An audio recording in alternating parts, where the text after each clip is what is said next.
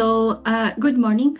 Good morning to all attending. It is my pleasure really to welcome everybody to this webinar that is called Digital Tools as Enablers of More Efficient Energy Consumption and Industrial Waste Heat and Cold Recovery. My name is Mafalda da Silva. I am a principal researcher at INEGI. INEGI is an RTO based in Portugal that looks at innovation in industrial and mechanical engineering. I am also the coordinator of EMB3RS project. EMB3RS is part of the Alliance for SA that is organizing this event, and it will be presented later on this morning. A short presentation on the Alliance. The Alliance for SA stands for Alliance for Energy Cooperation in European Industries. The collaboration didn't begin too long ago, so back in 2020. And it became a little bit more consolidated in April 2021. This was with the signature of a collaboration agreement. The Alliance for SA, it's an initiative that was originally founded by 5 European projects working on waste heat recovery and industrial energy cooperation. So the ones that you see circled in pink in this picture. So the founding projects were EMB3RS, Incubis, RAC SOWAT, and ESCOs. Later, ESCOs concluded, and this has been replaced by Coralis.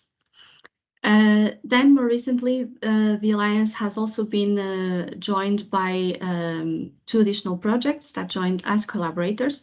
The ones that you see circled in blue in this image, Bamboo and Wee District.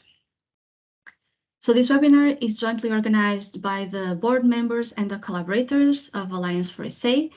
And it aims at exploring the current status regarding waste heat and cold technologies and challenges, as well as how digitalization can contribute to overcoming these challenges that were identified and bringing useful software tools to the market.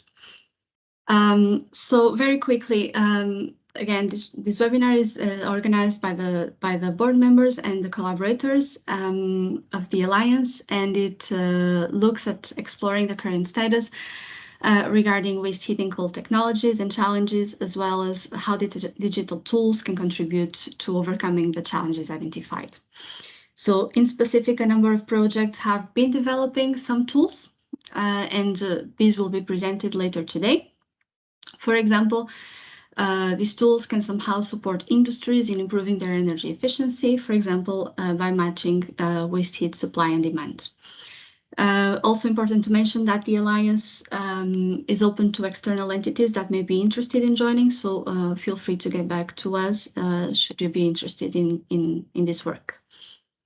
So very quickly, the objectives of the Alliance are to enhance the collaboration to boost energy efficiency in European industries, to maximize the impact and improve the quality and the relevance of the outputs generated by each of the projects within the Alliance, to boost industrial symbiosis as well as waste heat and waste cold recovery and reuse, and to contribute to the 2050 goal of net zero carbon emissions. So for today, this event will, again, as mentioned, will address the current challenges regarding waste heat recovery and reuse. And then it would look at the different solutions or proposals of solutions that the projects within the Alliance are developing. Then we will have a roundtable discussion that it's bringing together different stakeholders along the value chain. And the roundtable will analyze how digital tools can support cleaner energy transitions in industry, and this will be moderated by our guest moderator, Oksana Krasatsenka. Let me conclude. I hope that you find it interesting, and there will be some room for interaction at the end. So there will be a Q&A session. You are welcome to write on the chat any questions that you may have, and those will be either addressed in real time or compiled at the end for the Q&A session. Also at the end, if there are any pressing questions or comments that you would like to bring, you are welcome to raise your hand and we will try to give the floor to you and give you permission to speak. So as mentioned, feel free to get in touch if you're interested. The contact is on the screen. And so without any further ado, let me give the floor to Asier Zubero, Asier is a climate change manager at Sidenor and project manager of Coralis. So, Asier, the floor is yours. Okay, thank you. Thank you very much. Let me share first with the camera.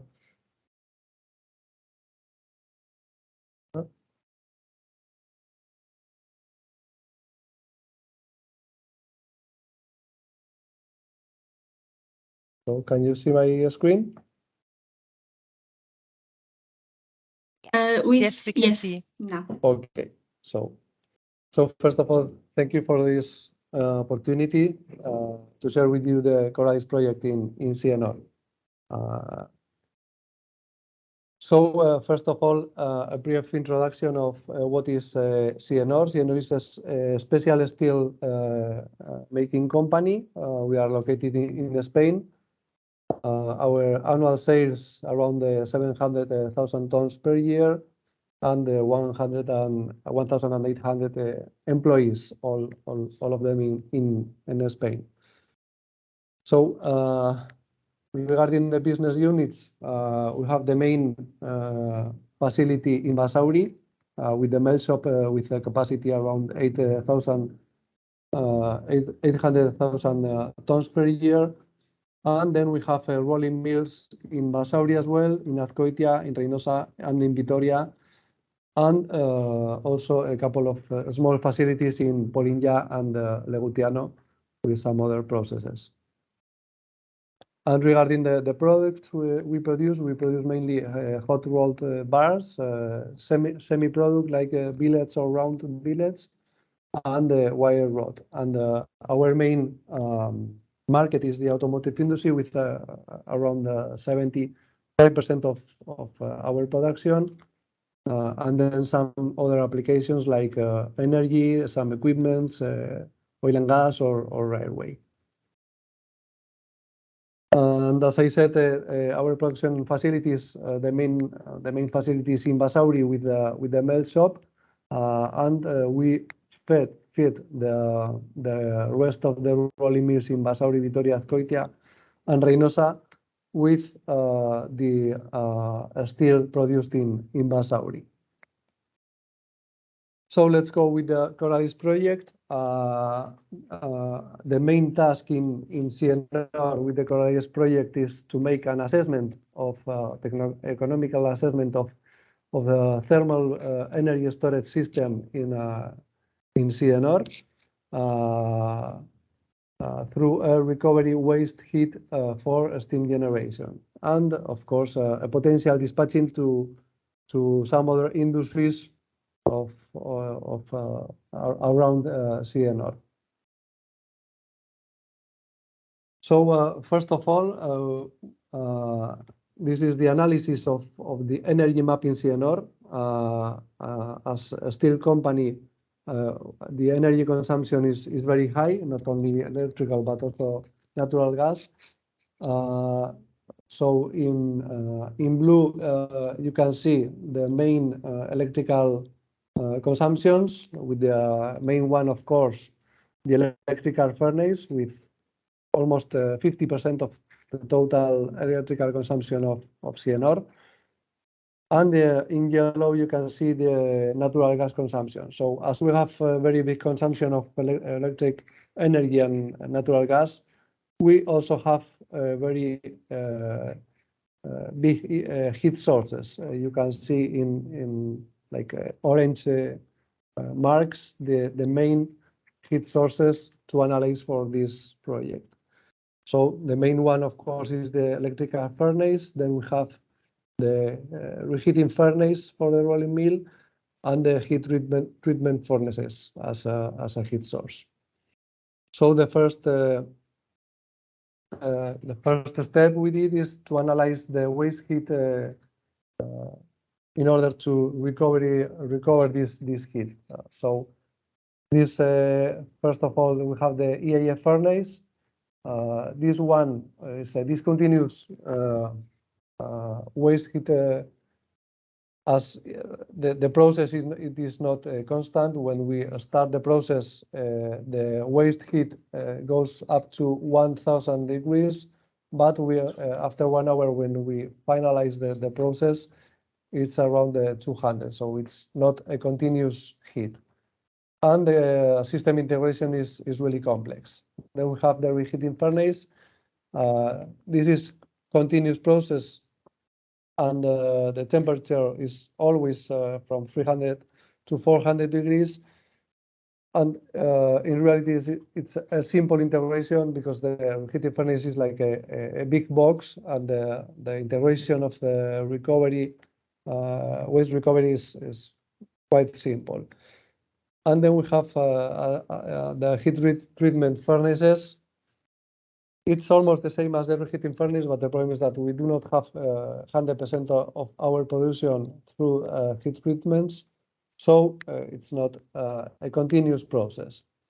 So the best waste heat point in order to recover the heat is the reheating furnace. But the problem is how can we match the waste heat with the demand of heat? And that's the main problem in a lot of waste heat recovery projects. And that's why we selected, we have this technology partner, which is Energy Nest. They developed the thermal energy storage, and this solution help us to match the waste with the demand. So this is the process that we are analyzing in Coralis. First, we have the waste recovery unit in the reheating furnace. Then we have the thermal battery as a backup of this waste heat. And then we have two possibilities. First of all, of course, is to use part of this waste heat in our process. And then the rest of the heat not used in Sidenor, we are analyzing to send to some other industries or this heat heating. So the analysis we did of this waste heat, we can recover up to 45 gigawatts hour per year. This is a huge heat that we can recover from our process. And as the main important point is to analyze where we can use this heat, and as the best option, we analyzed the vacuum process, where we can use around 30 gigawatts hour per year, which could avoid up to 8,000 tons of CO2 per year. So we have an extra around 15 gigawatts per year that we can send to external industries or district heating. And we are analyzing now these different options. Unfortunately, Sidenor is not located in an industrial area, so we do not have a lot of industry around. But luckily, we have a very active local government with district heating, so we are analyzing this district heating analysis. So the main challenges we have is the imbalance between generation and demand, as I said, not only internal but also external with other industries, and that's why thermal batteries are very important for this matching between demand and generation. Other challenge is the high investment of the equipment. We have to make a big investment in the recovery, waste heat recovery, then the thermal batteries, and then the use of this heat. So we need a big support from governments in order to achieve these big investments. Then regarding the industrial symbiosis, there is a lack of cross-sector cluster that could work or help as a catalyst for industrial symbiosis. because, for example, in the steel industry, you have a cluster of steel industry where we share different projects, but there is no a big cluster that put in contact with some other industries in order to analyze these kind of projects. And the last one, regarding the district heating, the local authorities are very important in this kind of projects because also the investment is very high, not only internal investment in the industry, but also a big investment in the district heating. So it's very important the support of these local authorities in order to achieve this district heating. And well, that's all from my part. You have here my email, and if you have any doubt, you can contact me.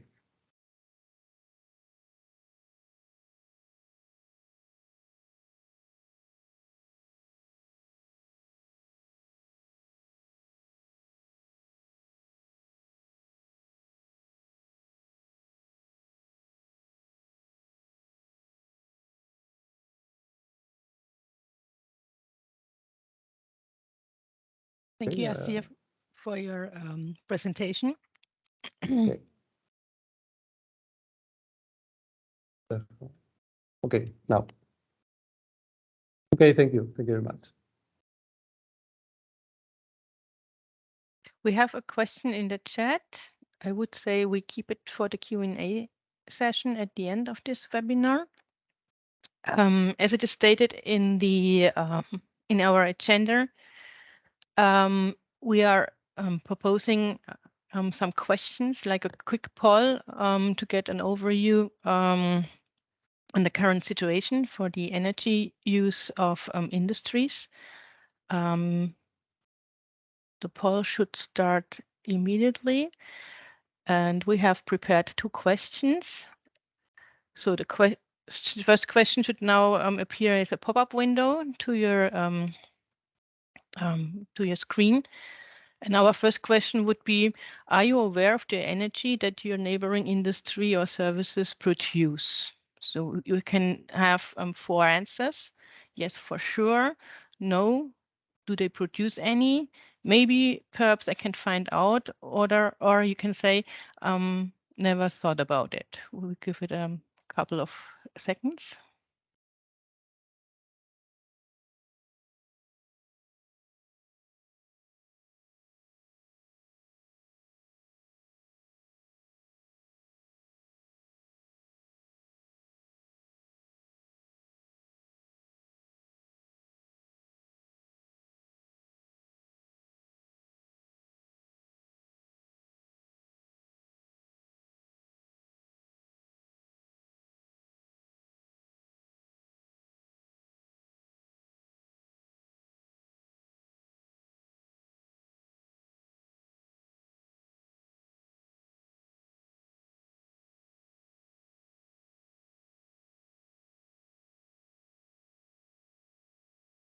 Once you have answered the poll, the result is immediately shown in the poll section, or if in case, since we set it up here in Germany, unfortunately, we have only the Umfragen point, so you can directly go to this app and then see the replies that were given.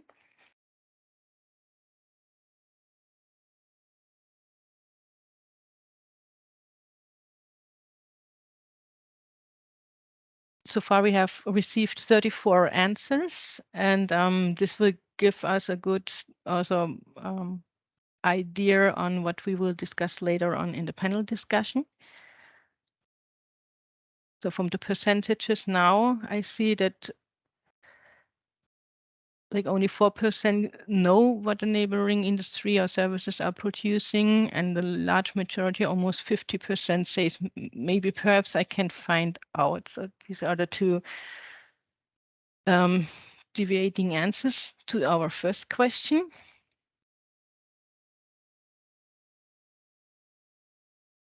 Then we come to our second question, which is shortly introduced to the poll. So our second question is, are you aware of the energy sources they use? So you can either say, yes, only fossils, yes, a combination of everything that is available, or yes, mainly renewables-based energy, or again, no, never thought about it before. Looking forward to your replies.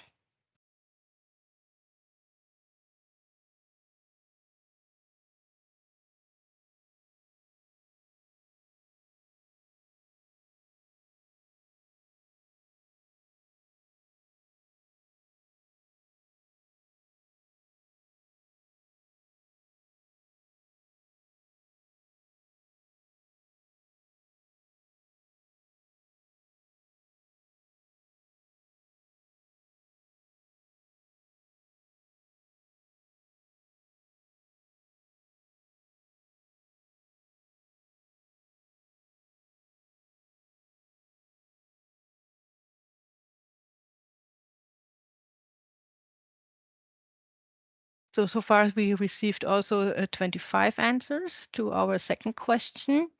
And here it's very good to see that those who know what it's used know that it's a combination of everything that's available with over 50%. And on the other hand, we see also in the other way, yes, mainly renewables-based energy is like down to 4%.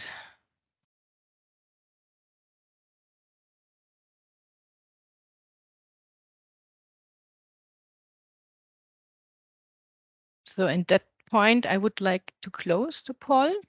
Thanks a lot for your replies, and we keep the results in mind and maybe come up with some additional questions to you or answers in our panel discussion after the next presentation. Thanks for the question on the polls. We will also see how we tackle that in the Q&A session.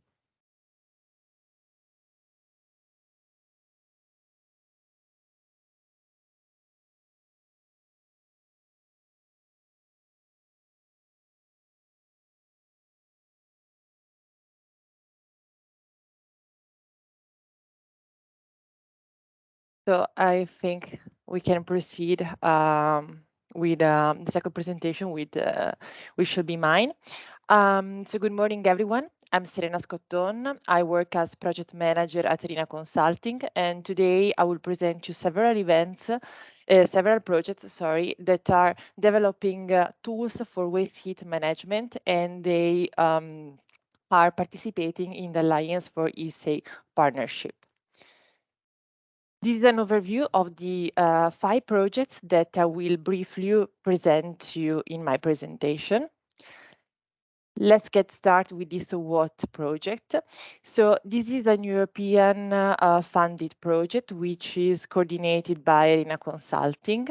The main objective of this WHAT project is to develop and demonstrate a market-ready integrated software which will support the industries and the energy utilities in selecting, simulating, and comparing alternative waste heat and waste cold technologies. And also the goal is to include renewable energy sources in the system, so that's to integrate for the renewable energy sources. Within the tool developed in SWOT, we aim at simulating how to balance the local forecasted heating cooling demand and supply. As you can see, so the project is already quite mature and it will officially end in November 2022. So we are now, let's say, preparing and publishing the final results about the project. Everything that is developed in SWOT, especially the tool, will be validated in 11 different type of industries. And as you can see here from the this overview and table in gray, the tool will be validated in 11 industries located in different European areas and also in different sectors, going from food and beverage to chemical, steel, and paper and pulp industries. So we will really benefit from feedback from relevant industries coming from different sectors. Then a quick overview on how this SWOT tool is composed. So I have to highlight that the tool has two functions. One is the online free version that is available, and the second one is the more advanced tool, which is commercialized. And here from this slide, you can have an overview. So the, let's say, the aspects that are available only in the online free version are marked with the red star, while the tools and settings that are available in the more advanced commercial version are marked with the blue star. As you can see, of course, the more advanced tool has more components and more aspects. But just to give you an insight on the overall tool, so both two functions, online and commercial version, are composed by three workflows that are first the baseline on the waste heat and cooling. So as you can see from here, it aims at collecting data via energy asset audit portal, and also to collect data on the industrial energy flow or heat and power supply baseline, etc. Then there is the simulation of technologies and scenario, where different and multiple methodology and modeling are produced.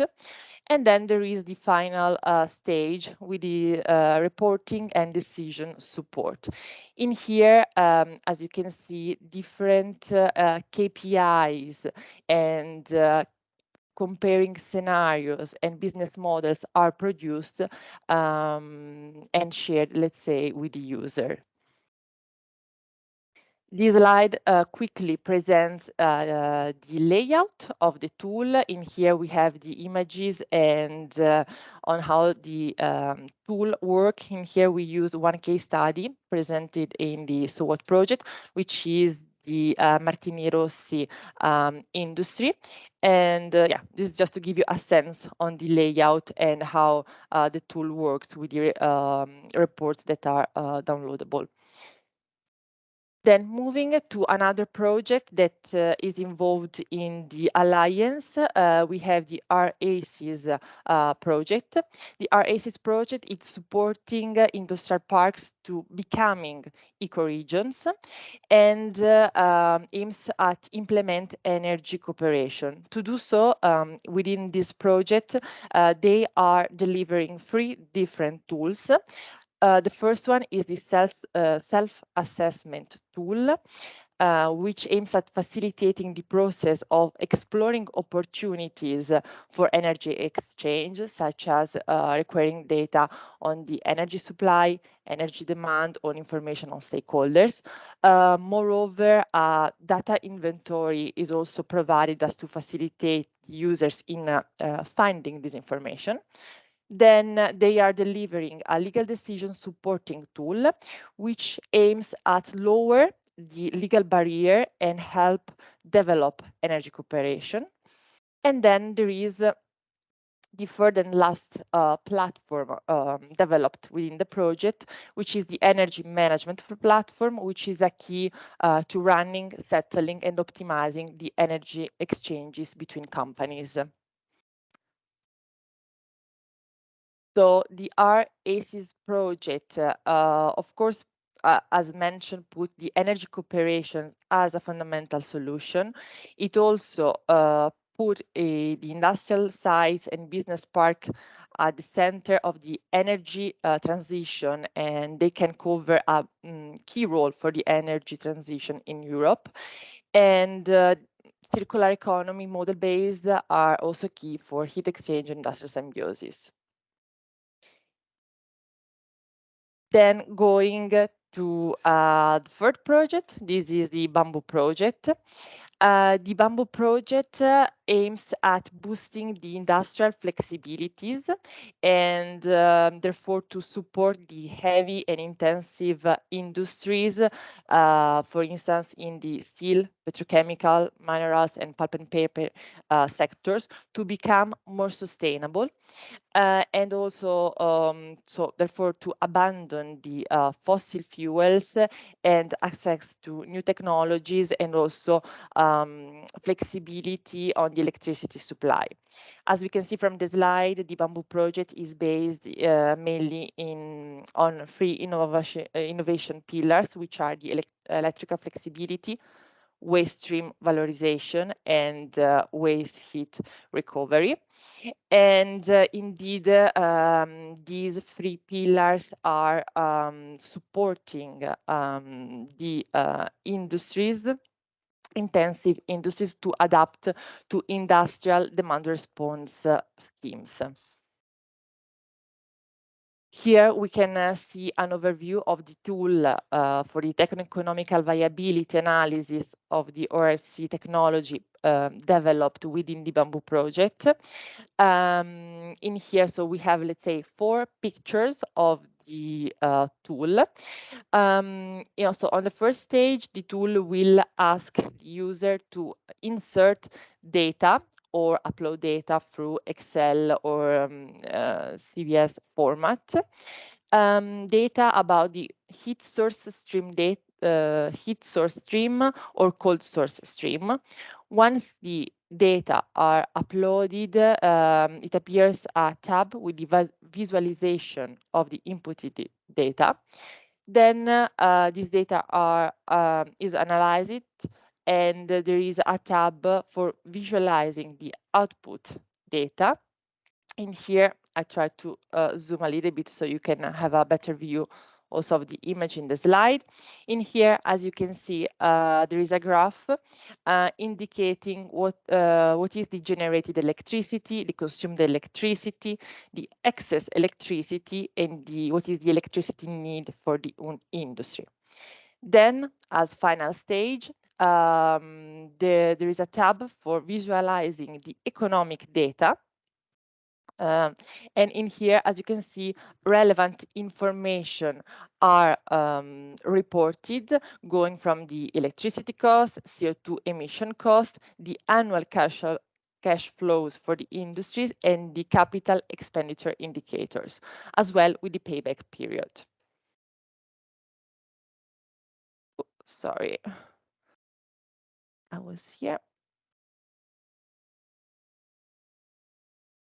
Then going to another project involved in the alliance, we have the EMB3RS project, which aims at developing an open source tool to match the potential sources of the excess thermal energy with compatible users of heat and cold.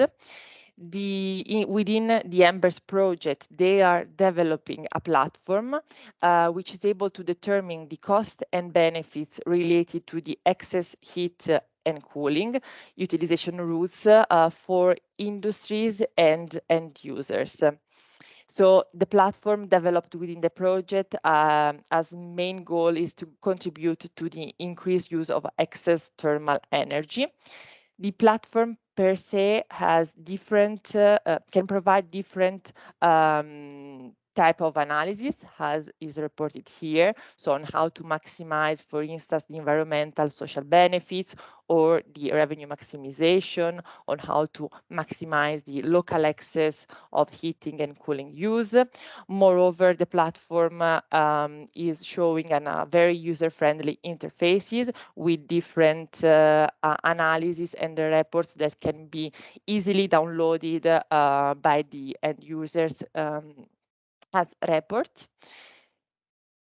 And in the next slide, so in here we can have indeed an overview on how the platform it appears and it looks like. So also in here there are different tabs with different entries that must be inputted by the users. Moreover, the open source platform is composed by 5 modules that we can see here displayed. So one is the core functionalities module and the knowledge system, where it characterizes the quantity and quality of the excess heat. There is a knowledge system, including a number of databases. Then there is the GIS module, which is mapping least cost pathway to linking demand and supply nodes with a location defined by the user. The third module is the Techno economic module, which identifies the least cost combination of technologies for using and conveying excess heating and cooling from sources to sinks. The fourth module is based on the markets module.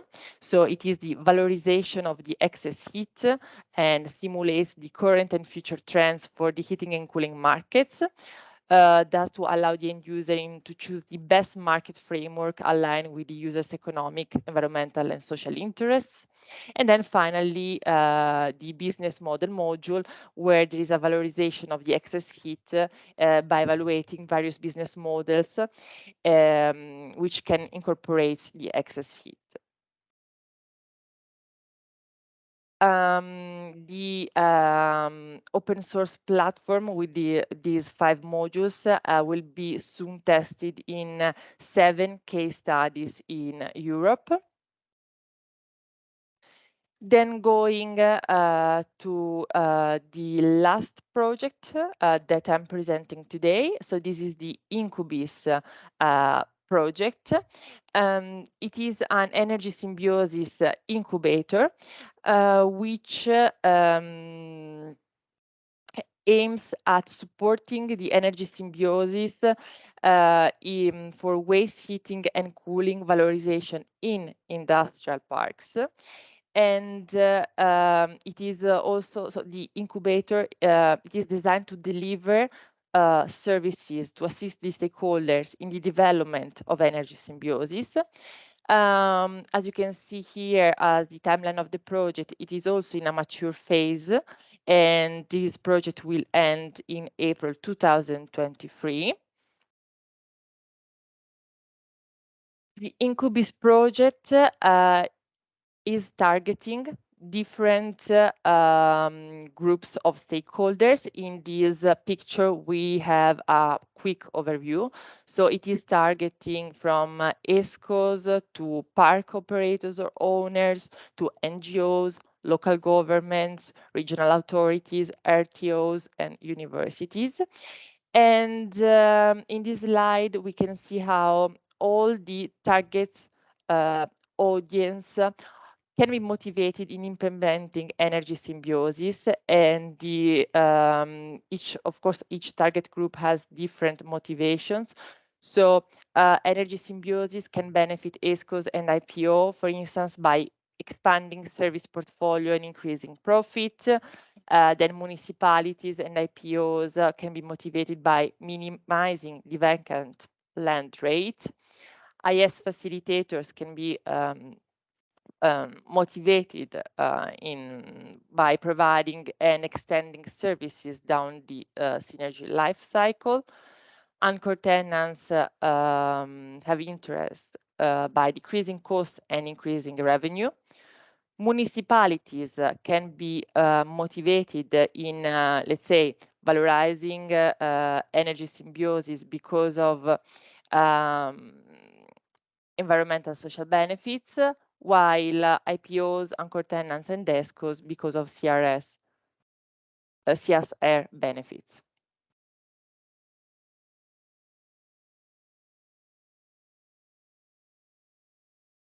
So the virtual platform developed within the Incubis project is delivered as online virtual platform and can be used by industrial parks, SMEs, or in general industries that are managing heat residues and who can be involved in heat exchange. the core functionality of the platform will be to create matchmaking between key actors of the heat symbiosis. And from this picture, you can see the layout of the platform, which is available on the Incubis website. So that would be my presentation about the different tools developed by the projects, some of the projects that are partners in the Alliance for ESA. In here, you have the contacts. So if you want to know more about the Alliance, you can have a quick look at the website or follow us on the social media. And here you also have a contact email if you want to know further. And then again, it is important if you are interested in some of the projects that I presented, they all have, of course, websites, and they also have social media accounts. So feel free to add them on social media and follow them to know more about the next stages of the project. And in here, you have my personal contact if you want to contact me. So thank you. That would be all from my side. Thank you very much, Serena, for this comprehensive presentation. And I will take the floor right now. My name is Oksana Krasatsenko, and I was asked to introduce and moderate the panel debate in the framework of this event. I work for Euroheat and Power as Director of Knowledge Transfer. Euroheat and Power is the European association promoting sustainable district heating and cooling in Europe. And I find this event extremely interesting because, as we know, the EU produces more waste heat and cold that is needed to cover the demand of all our building stock. And we were previously involved in the landmark EU project called Heat Roadmap Europe that estimated that at least 25% of the heat demand can be covered by waste heat and cold in Europe. But we also see that this potential remains largely untapped.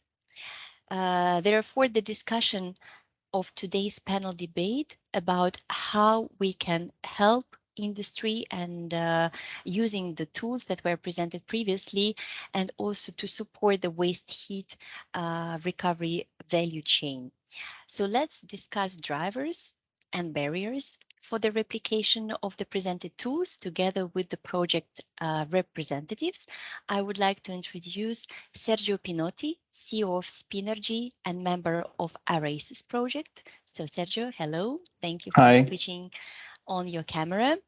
Our next panelist will be Nerea Nieto, researcher at the energy unit of Ikerlan and member of Bamboo project. Hello, Hi. Nerea. Nice to see you. Our next presenter will be Micha Jensterle, Senior Manager at Adelphi and Work Package Leader of EMB3RS project. Hello, Micha. Hello, trying to turn on my camera. Yes. It works fine, thank you. And last but not least, we will have Emil Leshak, General Manager of ISNAP and Dissemination Leader of Incubis project. Good morning. On the Good panel. morning, everybody. Thank you, Hello, Oksana. Emil. Thank you very much.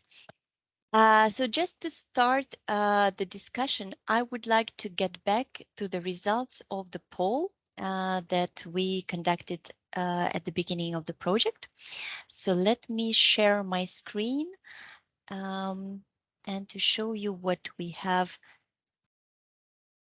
received as an input from our audience. Can you see my screen? Yeah. Fantastic. So here, exactly what I was saying, that the potential of waste heat recovery remains untapped. And this is due to, first of all, maybe lack of awareness about the nearby industries and services, what they produce, what type of energy they produce, because we can see that 42% are, barely aware of the neighboring industries, and it requires further investigations. I see that from the presented tools, they can be very useful in this respect. The second challenge is also a lack of awareness of the energy sources used by these industries. And here maybe the presented tools can also be useful. So to just start the discussion rolling, I would like to ask you, the panelists, how do these tools position in terms of addressing current challenges? Lack of awareness and also in terms of supporting energy efficiency improvements across the EU, and what role could they have for new or future policymaking? So let me just ask all of you if you could express your opinion on this in the order I presented you. So Sergio, what would you say? Well, I would say that all the tools developed, as we've seen today, I present races, but all the other projects showed helpful tools that not only will help, according to me, to European to solve the European challenges you mentioned before, but to reach the target that we as a European Union, the environmental target we put before our current situation. The poll, the first one, confirmed what we felt based on our experience. There is this big lack of knowledge because the individual companies, most of them, they don't know the productive activities or services of their neighbors, and so let alone the production processes. If you don't know the production processes of your neighbor, you don't know if there is a waste heat to be recovered. So a tool like the CES assessment tool from RACES that we developed surely will help to solve this problem, to spread the knowledge and to improve awareness. Knowing what your neighbor is doing, how much energy is he wasting, it's not enough. Right? You have to move then on this information you acquired, and once you become aware, if you see you have some opportunities, you have to move on and move on quickly. And so the other tool, the legal support tool, kicks in at this time, so it provides a contractual basis for which to finalize the energy exchange agreement. But we've seen some other tools today that more or less provide you with a legal framework in order to move. And then you have to manage the exchange, the exchange agreement, exchange energy flow. So the energy management platform, which is the third one of RACES tools, helps you to manage in a painless mode the energy exchange going on. So I think all these tools are really needed, except most of them, the first one, the first part of the European project we've seen today. We need to know what's going on with our neighbor and what's still available in terms of waste energy with our neighbors. Because at the second point suggest us, most of our industries use fossil fuel or a combination of everything available. It means depends what you have. If you have hydropower, for sure you will use hydropower, but the renewable energy has the problem to be intermittent. We don't know if we got and when we got them, unless the solar photovoltaic energy, which is very few in terms of industrial process. So if we use fossil fuels, due to our current relation with Russia, but even before, we have to extract the maximum energy from a single unit of fossil fuels, and which means we have to minimize the waste. In order to minimize the waste, again, we need to know how much waste is around our company. So I think all the tools will be helpful and useful to challenge to reach the target we got as a European Union. Thank you, Sergio. I would like to ask Nerea, in terms of the bamboo tools, what added value could they bring to the policymaking? Okay, so in this case, the bamboo project is dealing with different waste heat recovery solutions, but they are thought to be used internally in the industry. So they are technologies thinking of different possibilities to reuse the waste heat within the industry. In our case, the tool we developed is based in the ORC technology. So the aim is reusing the available waste heat as electricity. Okay, so we are converting the waste heat to electricity. And the aim of the tool is to be used as a decision support system by energy managers, for example, in energy intensive industries, so that they can have an overview of the potential to convert their waste heat into electricity. So, as I said, the aim is to have a decision support system to have an overview of which could be the payback period, for example, of such an investment. But then, of course, if the industry is interested in going forward with the installation of such a system, they should contact the ORC technology manufacturer in order to have a detailed design of the solution. What we see is that even if the result of the pool says that we are not aware of the energy consumption or of the waste heat recovery potential of our neighboring industries, in most of the energy intensive industries, there is already the role of the energy manager. So at least this person should be aware of the waste heat streams available in the process, but it's possible that even if he knows the process,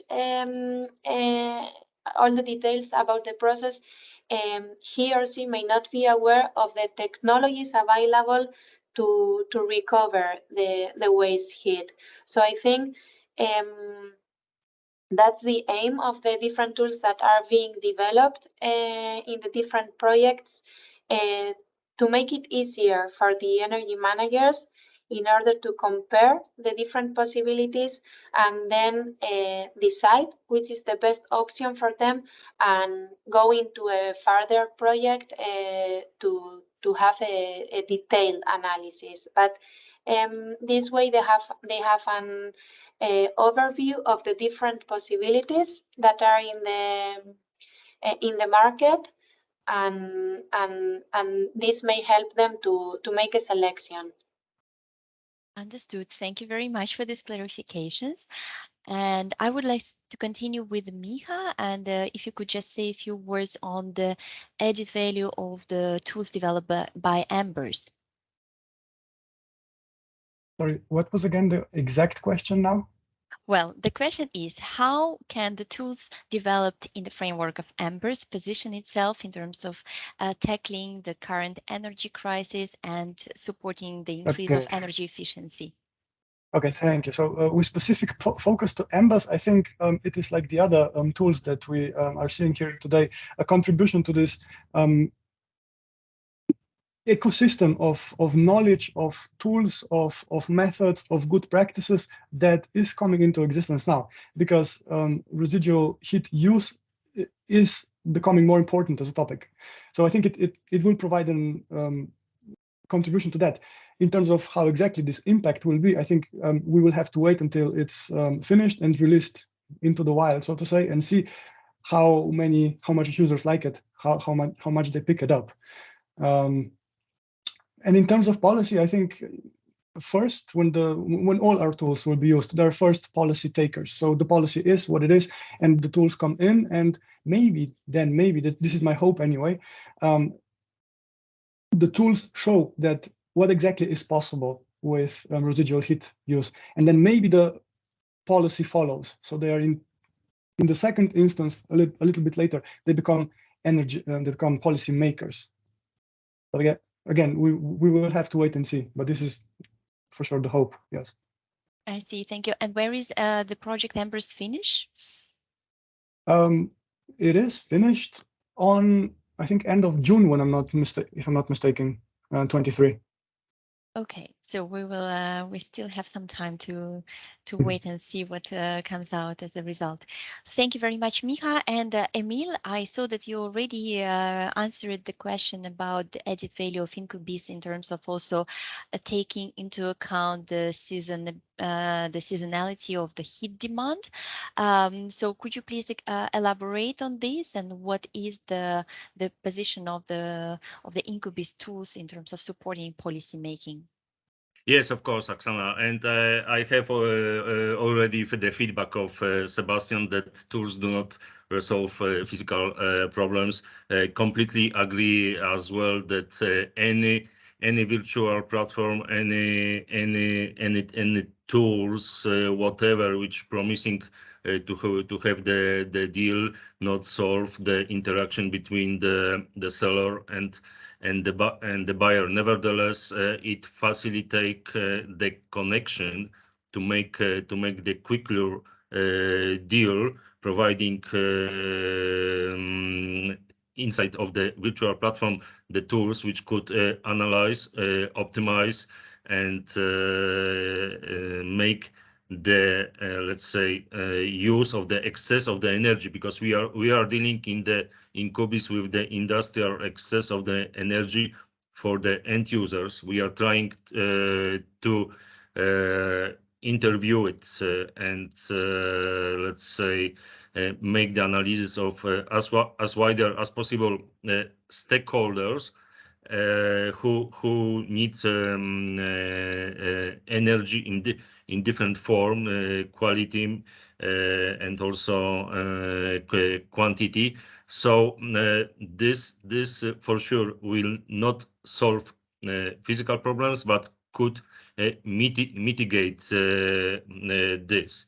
We are doing this in the five regions located around the Europe, where there are different conditions, different political regulation, and to want to provide the universal tool.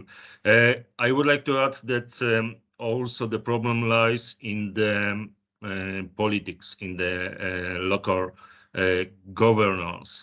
There are quite many scientific research study provide the different models, different strategy, which I'm not going to provide here details, but they are, let's say, put on the desk what is important to be solved, and what the governments should support. Support in this meaning to facilitate, not to put the obstacles. So this we also are going to include in our virtual platform, which could give the, let's say, better, or let's say reduce the physical problems between the buyer and the seller, between the demand and the supply. I hope that was quite clear. If not, I'm available for the further discussion, in particular telcos. Thank you. Thank you for the explanation, Emil. We also received another additional question. Why do you assume that the energy managers are not aware of the available technologies?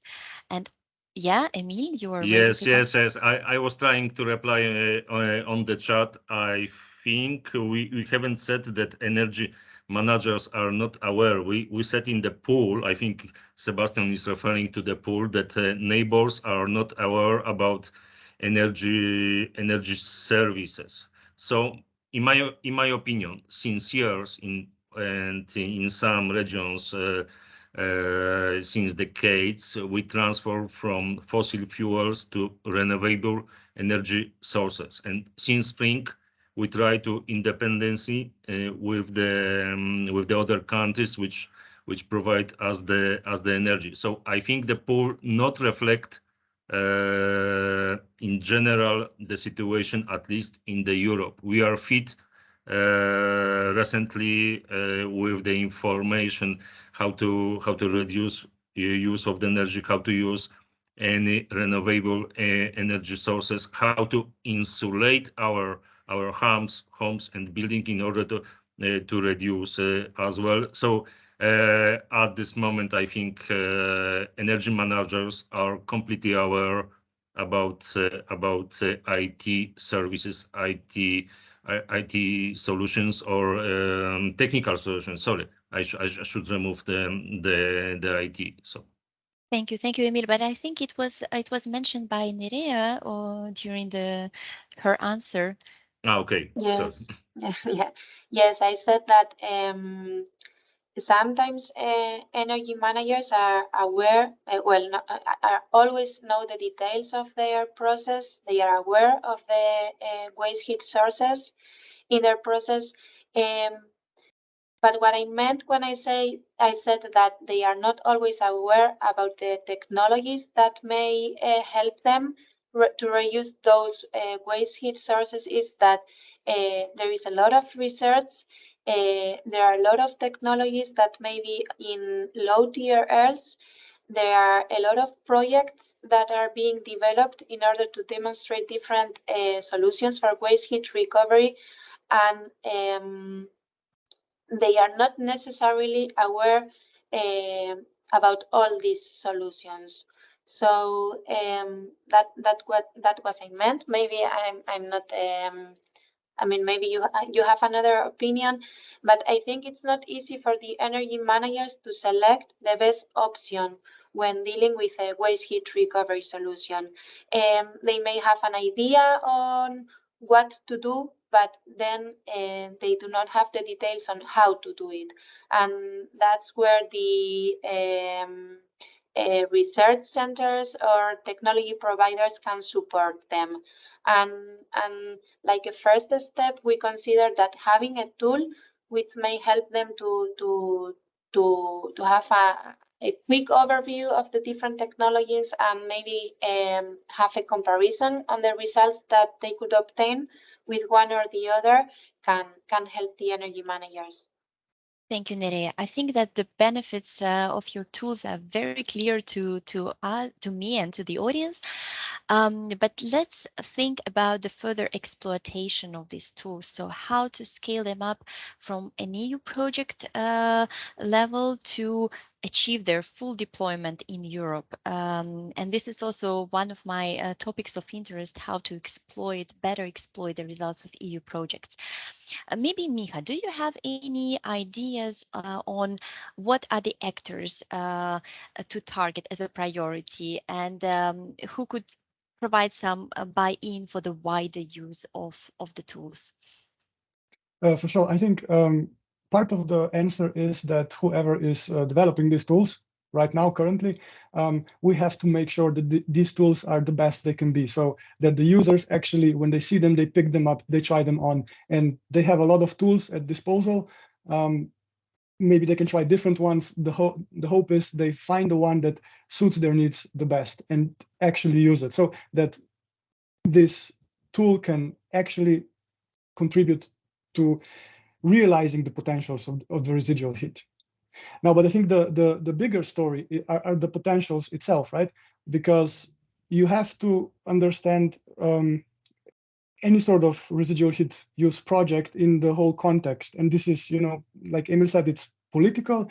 It also has to do with market, with regulations, with the administrative framework, with the stakeholders. So it's a very complex field. And if we just look at the market, I think one of the main reasons that residual heat use was not scaled up in the last 10 years is that until, let's say, the start of 2021, natural gas was really cheap and abundant. And like Mr. Zubero said before, the problem with residual heat is matching demand and supply. With natural gas, you don't have that. You have the perfect flexibility. You can cover every temperature level that you need in industry, and you can cover any demand profile that you might have. And residual heat could just not compete with natural gas. I think now that's changing. I think natural gas, even when this acute crisis now is over, I think it's going to be more expensive than it was before. So I am cautiously optimistic that this will be one driver for more use of residual heat. And I think The other side then is also the regulation. So the EU has been ratcheting up the environmental regulation. So CO2 through different models, different mechanisms is becoming more and more expensive. The companies are forced to be ever more ecological. I think what has become clear in the last 2 or 3 years is that the EU actually means it with climate neutrality 2050. I think a lot of companies that thought maybe we can sit this out. We're not going to be forced to be climate neutral by 2050. Now are actually thinking, okay, we are actually going to have to be climate neutral by 2050. So I think the drivers are bigger than what is happening in the project, but they are there. So I think now if we actually have good tools that help translate the potentials into actual projects, I think we can actually see residual heat use scale up in the next, let's say, 5 to 10 years. I'm hopeful.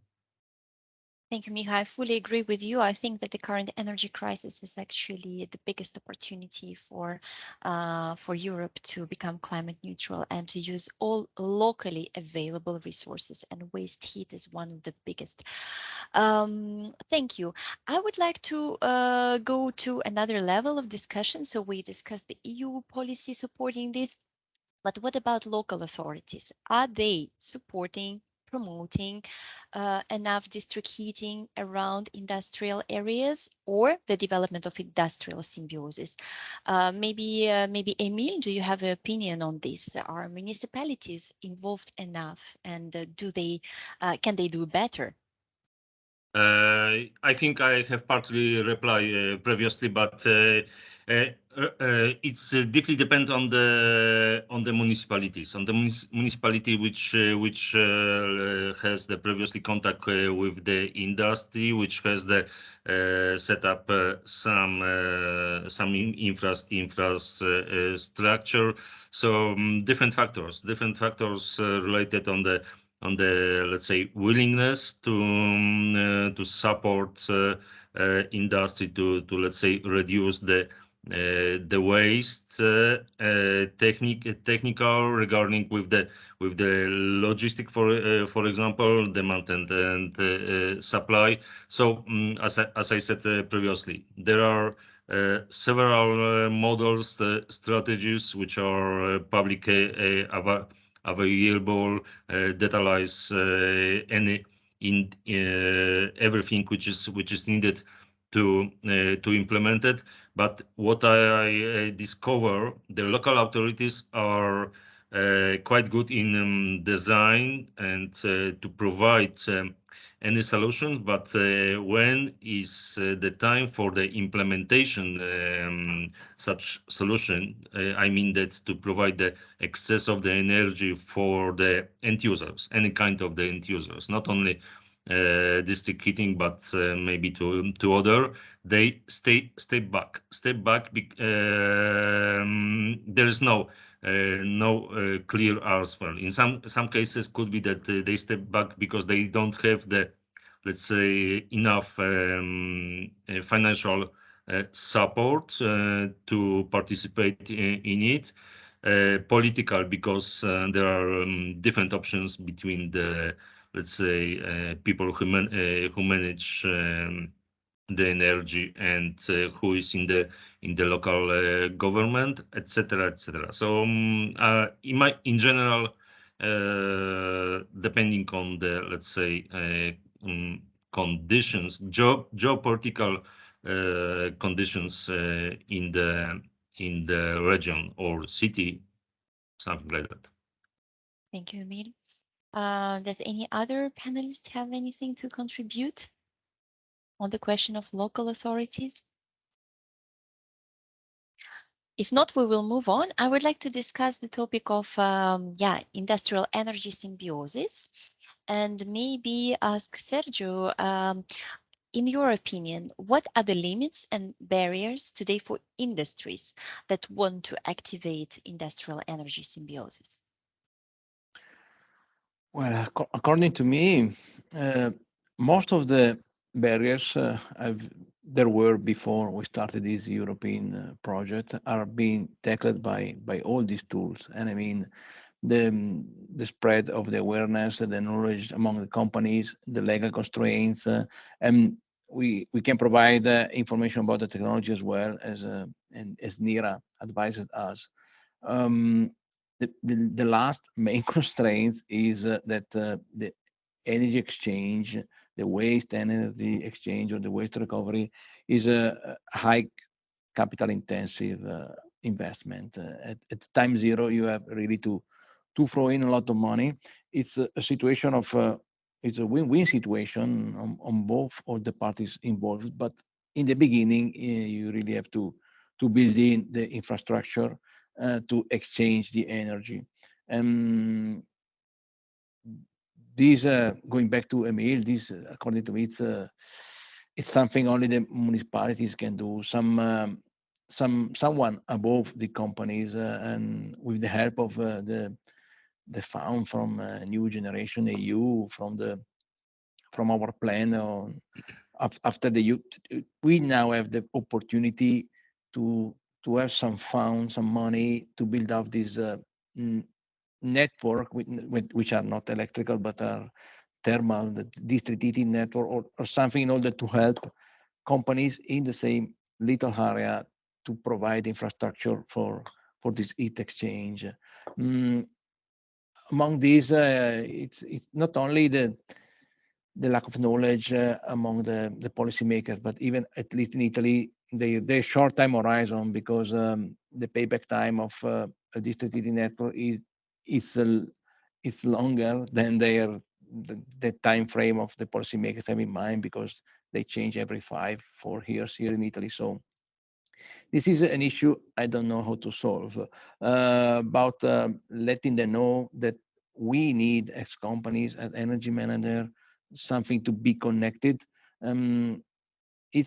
I guess it's a law enforcement tool that just have to come in. We've seen in Italy, if you live in a big city, if you're a company in a big city, you have to write down every year the commute plan of your employees, and you have to share this commute plan of your employees to the mobility area manager of your ecoregion. In order you have the knowledge to say there's a lot of people moving from A to B, maybe I can build a train there, and so they will not use the private cars.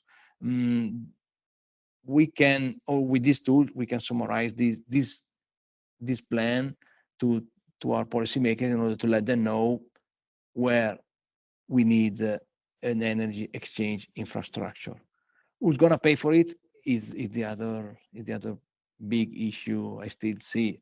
But with the Next Generation EU, we can tackle it as long as our policymakers look a little farther than their time for servicing. Date. Okay. So you are looking more at the EU funding rather than alternative sources. Oksana, if I may have one comment to my, let's say, to my feedback, and also to Sergio. So local governments should be kind of the knowledge broker to provide the information about possibly financial tools, excess of the energy, demand for it, try to organize matchmaking. So this last comment from my side. Thank you. And Miha had a comment as well. Yeah, since we've returned to the local authorities, and because Sergio mentioned that Italian companies have to basically show how their employees will come to work. Something similar has been discussed anyway for German communities. Basically, that they would have to do a local heating planning with maybe horizon of the next 10 or 20 years, because often residual heat sharing projects fail because the local authorities are not in the position to manage the infrastructure that would be required for it. At least during the current legislative period in Germany, it doesn't look like this will happen, but I assume at some point it will have to happen. It's been discussed, it's been demanded by think tanks, by NGOs. I think the political will is not there at the moment, but I can imagine I'll that tell at you some point. more. It's not only discussed in Germany, but it's discussed at the European level with the revised Energy Efficiency Directive. And the initial proposal was that all municipalities having a total population higher than 50,000 inhabitants will do this mandatory heat planning. Now this threshold is even being lowered. So it's very likely that this is going to be an obligation for municipalities with at least 35,000 inhabitants. So we very much look forward to this legislative obligation for local authorities to do heat planning and to then implement waste heat recovery projects. So time is running, and I still wanted to ask something, Nerea, about the industries. So how could be promoted the link between industries in order to develop industrial symbiosis? Okay, well, I think that most of the key points have already been commented previously, but I think that one important challenge is there needs to be a flow of information in order to enhance the stakeholder awareness of the benefits of the industrial symbiosis collaborations. Normally, and we have also seen in the results of the poll, there is a lack of knowledge of the subproducts or of the resources that are required in nearby industries, and almost in most cases, there is not a tradition of collaboration between industries. And normally they are not willing to share information between industrial actors because normally they are competing to each other. So this finally results in a limited sharing of resources. And another point is also that industries often find that everything that is out of the business as usual approach is a distraction for the process.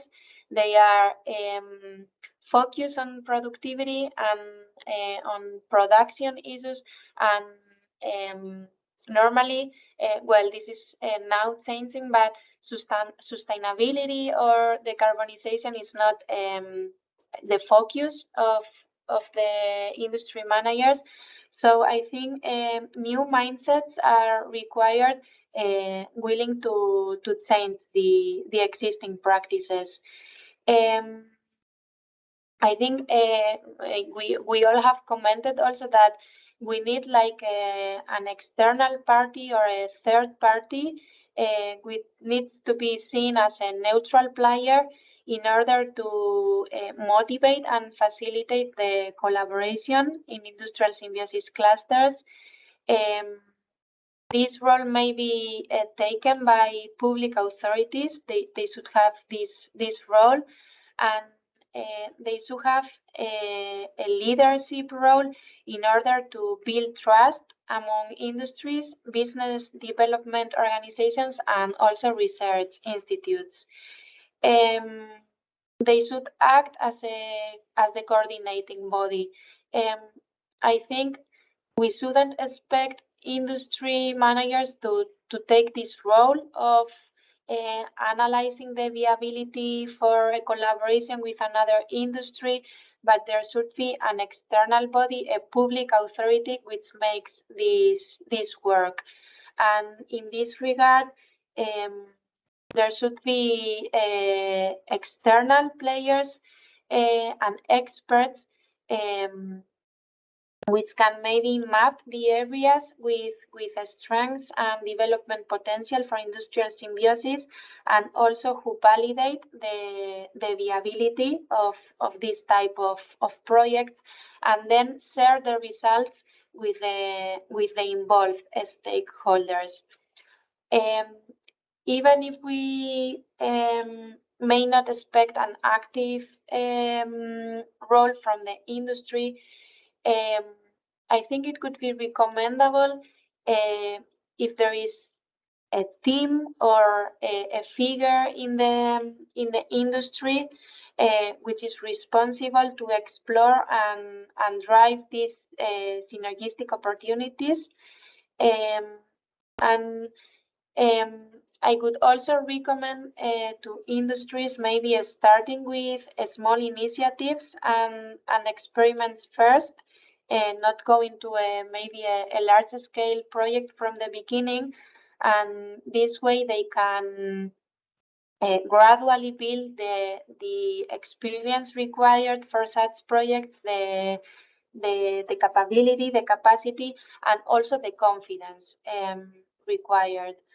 And well, as Sergio, I think it was Sergio who has commented that the economic aspect is really a challenge. Industries won't embark in a project if they don't have the trust that they are having future savings in terms of materials and related costs. So I think financial incentives are a must in order to promote the link between industries. And maybe one last point, something we see as a research center trying to support industries in their path to decarbonization is that it's always easier to engage an industry in a big investment when there is somebody else who has already done something similar and has obtained beneficial results. So I think the dissemination of best practices related to industrial symbiosis is also very important to encourage the industry to participate in such projects. Thank you very much. I fully agree with you, and I would also like to thank the Alliance for ESA for bringing these projects together, for showcasing these tools and also best practices at a similar kind of events. So this webinar is also organized as part of the EU Sustainable Energy Week. So I hope that all the attendees are now enlightened and have a better picture of what's available, what has been developed by the European projects, and some of them will test your tools and implement them in their industrial strategies. I would like to hand the floor to Fabrizio Garasi to wrap up these discussions and maybe to say some final words. Of Thank course, you. Thank you for your input. Thank you, Oksana. Thank you all. So we received several questions. Due to the short time, I selected just 2 of them. Maybe 3 if we have time. One is for the project Incubis, the other one is for Coralis, and the third one is for Mr. Asier Zubero. I will start with the question for Asier. Sebastian asked, for use in district heating, the obvious problem is the seasonality of the demand. How do you tackle this? So I please Mr. Asier to reply to this question. Yeah, well, the main point is that we have more energy available than what is needed in the district heating, so there is no problem with the seasonality demand. So we have energy enough to cover their needs. Thank you, Asier. I would move on to the second one. Eric Lecomte asked to Coralis project. So I would please one partner from Coralis to reply to this question. Heat storage. At what temperature do you store heat? And what temperature you recover heat? For how long do you store heat, and what is the technology used? So I would ask to somebody from Coralis project to briefly reply to this wide question. Yeah, well, from our part in Sidenor, I don't have all the information about the technology because this thermal storage technology is from our partner Energy Nest.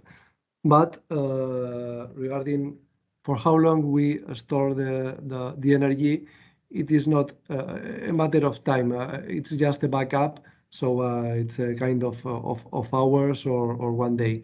Of course, I am sure that maybe it's possible to keep the energy for longer time, but that's not the point in our project. It's like a backup, and in hours we use the energy. Regarding the temperatures, I really don't know what's the temperature inside the thermal battery, but we send the waste heat in around 300-400 degrees, and the thermal losses are very, very low in the thermal battery, but I really don't know how much. Thank you, Asier. So we have time for the last question for Incubus project. So I think that Emil will be the best person to reply to this question. I ask you to give your reply in 1 minute. Yes, they ask you what activities are still needed to encourage companies to join Energy Symbiosis project. Thank you, Fabrizio. In my opinion, the company managers are a very pragmatic person who need to know what are the financial incentive, but also they are interested to join the project when they reduce the waste which they store or have to transfer to other companies. So there are shortly two issues. Financial intensive and reduce of the waste which they create on the production line or the production of energy. Thank you. Thank you very much, Emil. So we are done. We are in time. I would like to thank you all the participants, speaker, and of course the moderator for this interesting conference that I think that made us understand even more the potential of industrial symbiosis and especially how the technology answers, such as the various tools that have been presented by Alliance project, how these technological answers are a great help for industries to achieve the energy transition deal that we all need. And I think especially in this time of energy crisis that we are living today. So many thanks again, all, for your interesting insight that you give us today. And I wish you a really nice day. Thank you. Thank you for the organization. All the best. Thank you. See you. Bye. Thank you. Thank you Bye-bye. very Bye. much. Bye-bye. Thank you Thank for you, everybody, joining. for sharing. Thank you for the Bye-bye. panelists and the moderator. Bye-bye. Bye.